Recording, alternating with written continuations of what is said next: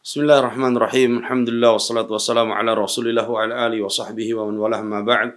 Kaum muslimin yang dirahmati oleh Allah Azza wa Jalla, melanjutkan apa yang disebutkan oleh al-muallif Syekh Muhammad Jamil Zainu rahimahullah di dalam risalahnya Khudh Aqidatak minal Kitabi was Sunnah pada pertanyaan yang keempat, yaitu perkataan beliau rahimahullahu taala, hal na'budullaha khaufan wa tama'a.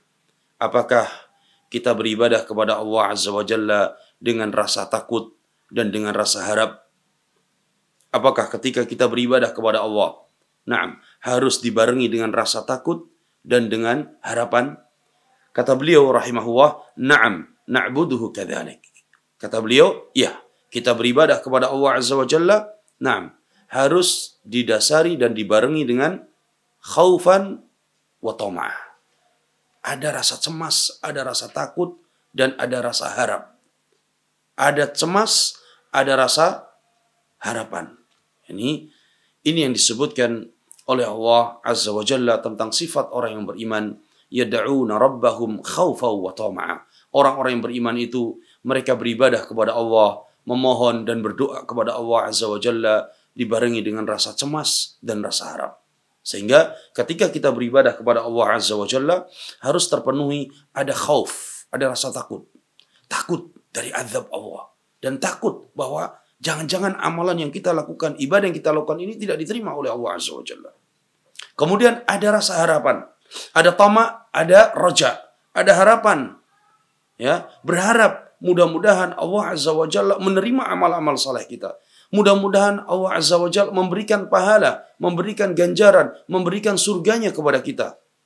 Jadi tidak cukup hanya khauf saja, dipenuhi dengan rasa takut. Tidak ada berharap kepada Allah. Ini ibadahnya orang-orang khawarij. Ketika ibadahnya dipenuhi dengan khauf, rasa takut saja, maka ini ibadah orang-orang khawarij. Ibadah yang dipenuhi dengan ketamakan, ya, berharap, roja saja, ya, tidak ada rasa takutnya, maka ini ibadahnya orang-orang murji'ah. Ibadahnya orang-orang murji'ah. Ya.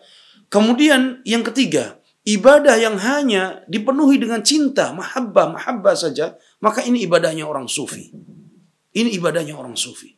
Oleh karena itu, para ulama mengatakan, man abadallah bil khawfi faqat fahuwa khariji. Barang siapa yang beribadah kepada Allah dengan rasa takut saja, dipenuhi dengan rasa takut, maka dia orang khawarij. Wa man abadallah birraja'i wat tam'i faqat fahuwa murji. Barang siapa yang beribadah kepada Allah dipenuhi dengan rasa harap dan harap saja, tidak rasa takutnya kepada Allah, maka ini adalah orang-orang murji'ah.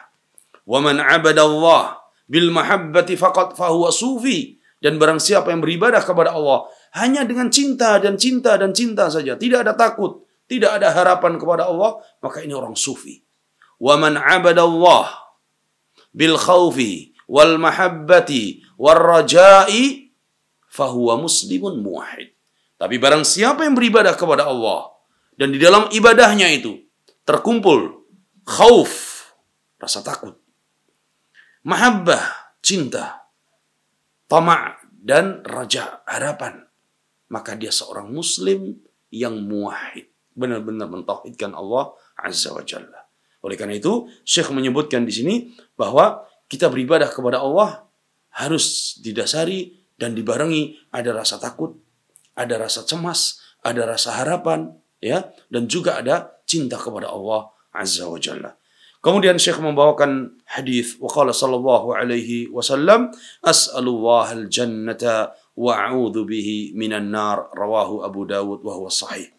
Syekh membawakan hadis sebagai dalil bahwa ibadah itu tidak hanya takut, tidak pula hanya cinta saja atau berharap saja, tapi harus seimbang. Maka kata Nabi SAW, aku memohon kepada Allah surga dan aku berlindung kepada Allah dari api neraka. Nah, inilah seorang muslim. Sehingga di dalam ibadahnya dia terpenuhi dua syarat diterimanya ibadah, yaitu al-ikhlas wal mutabah.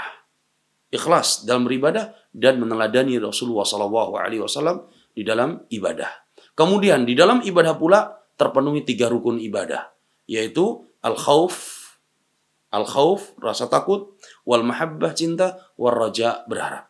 Mudah-mudahan Allah Azza wa Jalla menjadikan kita orang-orang yang senantiasa istiqamah di atas ibadah yang dicontohkan Nabi Shallallahu Alaihi Wasallam, dan mudah-mudahan kita semuanya dijaga dari segala fitnah. Wallahu alam wa sallallahu ala nabiyina Muhammad wa ala alihi wa sahbihi wasallam.